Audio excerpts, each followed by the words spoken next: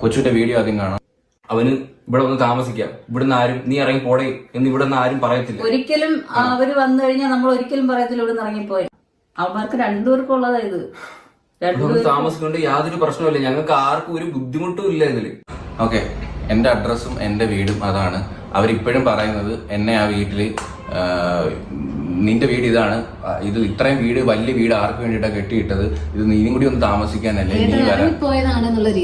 ഞാൻ അവിടെ നിന്ന് ഇറങ്ങിപ്പോയത്, എനിക്ക് അവിടെ നിന്ന് ഇറങ്ങിപ്പോയിട്ട് എന്തോ ഒരു ആവശ്യം ഉണ്ടായിരുന്നു. ഇനി ഇത് നിങ്ങൾ കേൾക്കുക, എന്റെ അച്ഛൻ എന്നെ ആ വീട്ടിൽ നിന്ന് ഇറങ്ങിപ്പോടാ എന്ന് പറഞ്ഞ ആ ഒരു ക്ലിപ്പ് നിങ്ങൾ കേൾക്കുക. കേട്ടിട്ട് വന്നിട്ട് നമുക്ക് ബാക്കി സംസാരിക്കാം.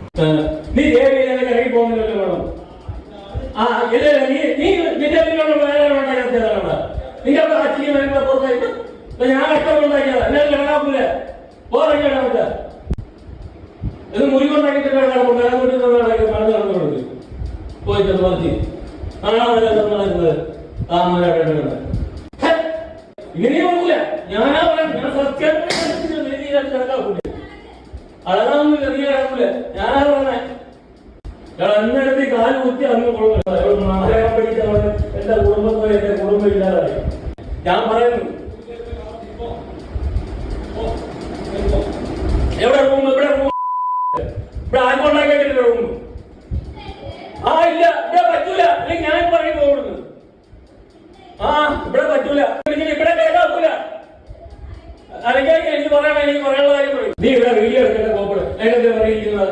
എത്ര ഫോണിന്റെ വായ്പയുണ്ട് ഓ ഇവിടെ നിന്നെ വീഡിയോ കോപ്പറിക്കുന്നു.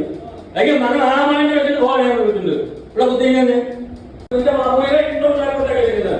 ഞങ്ങൾ നിങ്ങളൊന്നും പഠിക്കില്ല, മുരുകൻ കൊണ്ടുവന്ന് എനിക്കുള്ള കൊണ്ടുവന്നില്ല, അവളെയും കൊണ്ടുവന്നിട്ടില്ല, അവരുടെയും കൊണ്ടുവന്നിട്ടില്ല.